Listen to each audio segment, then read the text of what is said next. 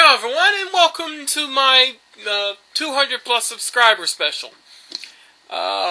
Being that this is a special, I decided to do an LP of a game that has not been LP'd. At least on YouTube. There's been several tool-assisted speedrun videos of it, as well as a review or three, but no actual LPs of it. And it's going to be an interesting game, because it's a decent game, but it's also hard as hell. Some of you may have noticed a little jumble of letters and question marks on the info box on my channel.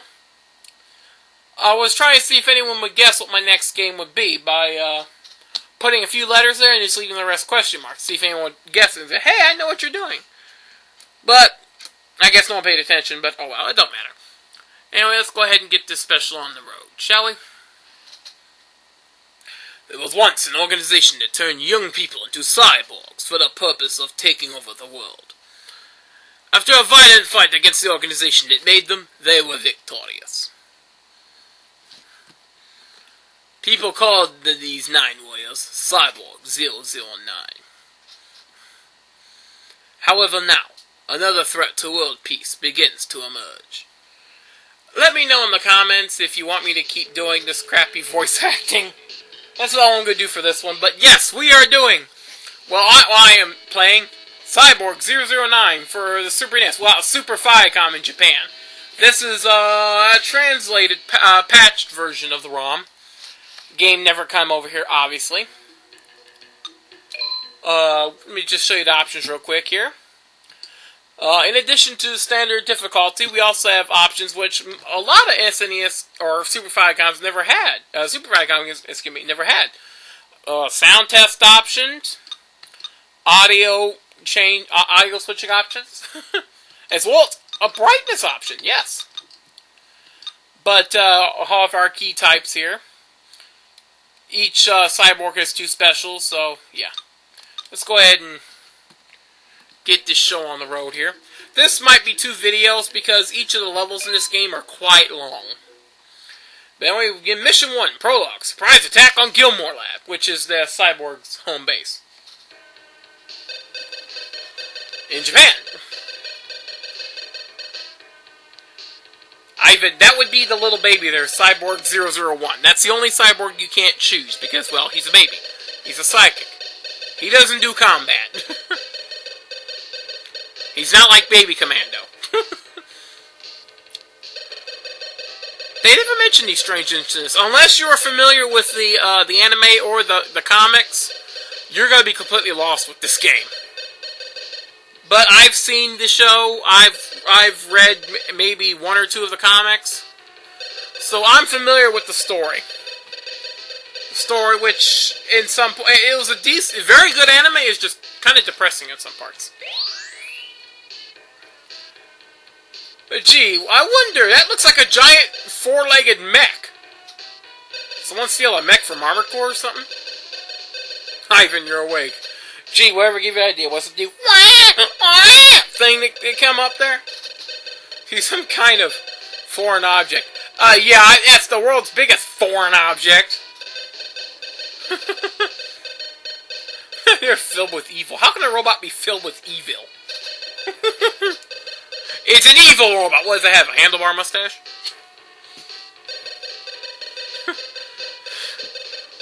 Yeah, long mission intros. That's partly one of the reasons why the videos will probably be in 2s.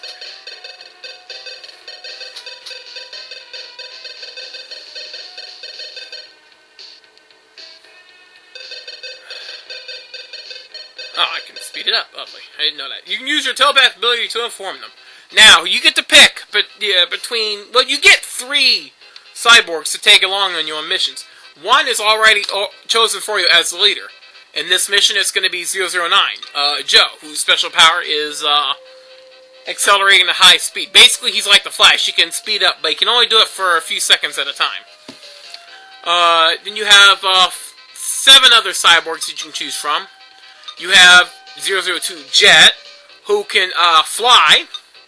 003, I'm going to say it's Francois. I could be wrong in the pronunciation.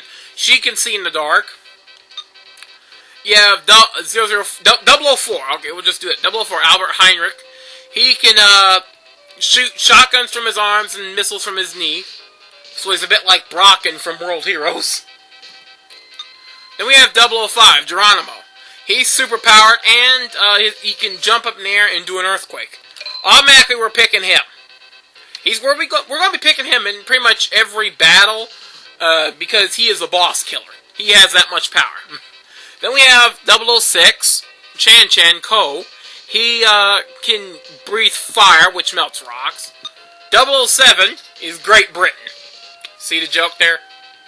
He can transform into any kind of thing, including enemies. Kinda useful, not really, but eh. Then we have 008, Pyunma. He can swim in the water. Basically, all the cyborgs here, except for him, when they get in the water, they will take damage because they can't breathe. But he has an artificial lung, so he can stay in the water for a longer amount of time without having to breathe. Now, for this mission, each mission, you can pretty much use anyone, but if you want to get some of the better items, if you want to take certain paths, you got to have certain characters. For this mission, you can either take one particular path with Pyunma, which is an easier path, or we can take the harder path, and I'm insane, with Francois. I think this is pretty much the only time we'll be using her. I know for certain we'll be using Pyunma in a later level, but I'm still iffy, because, yeah, I haven't explored everything about this. Let's go ahead and start. You have your Y button, which is your blaster. B is your jump. The problem with jumping is, you basically, in order to do any kind of jumps, you have to have a running start. If you just jump and then hit the D-pad, he will come down like a freaking ton of bricks. The A button is your special. In his case, it's speeding around. The X button also activates a secondary special. I don't really understand what his is. Now, the one... oh, by the way, the shoulder pads let you switch between the characters. Geronimo here is the only one that does not have a gun. He punches. He will take everything out in one hit. And, of course, his special does that. And, of course, he has that projectile attack, but actually uses a little bit of SP.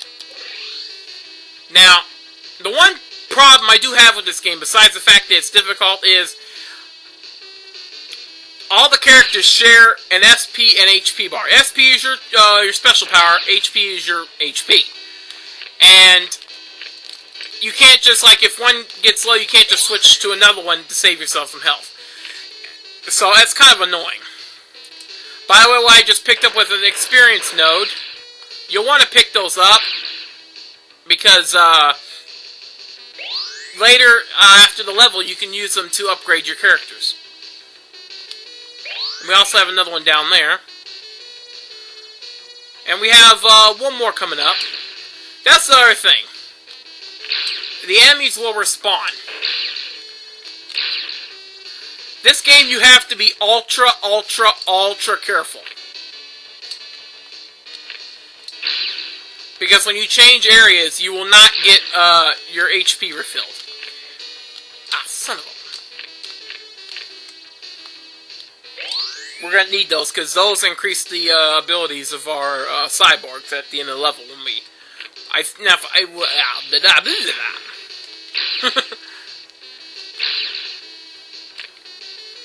Alright.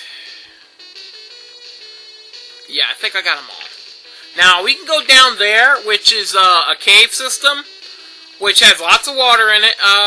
No more experience modes, I think, but it leads us to another cave system when we go down there. Thing is, you have to have Pyunma, otherwise you're going to take loads of damage going through there. So instead, we're going to go this way.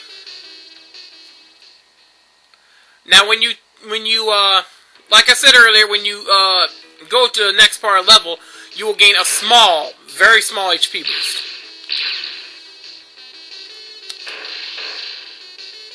that's another little cheap thing. You can actually switch your character while an enemy's attacking, and will ghost the damage right through. Let's jump here. I think, if I remember right, I want to go all the way to the end here.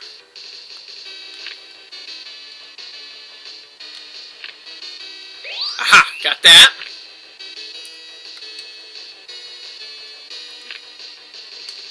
Maybe we should go back and check the other one, too.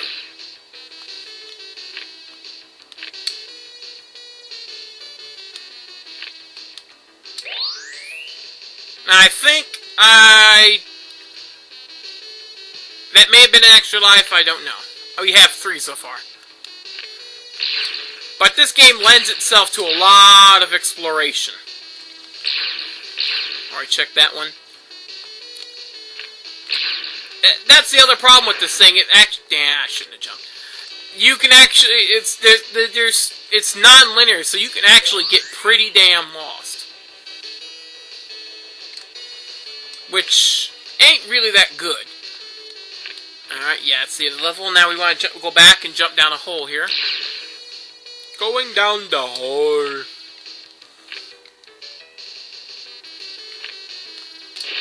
Ouch. Damn, I forgot about them spikes. Now, we're using her for this area. Because coming up is some dark area we do want to have her for. Just to show her off, basically. I could have went down a first hole. Yeah, see, we definitely want to switch. Let's go ahead and... Damn, I'm not going to be able to do that. See if I can... Damn it.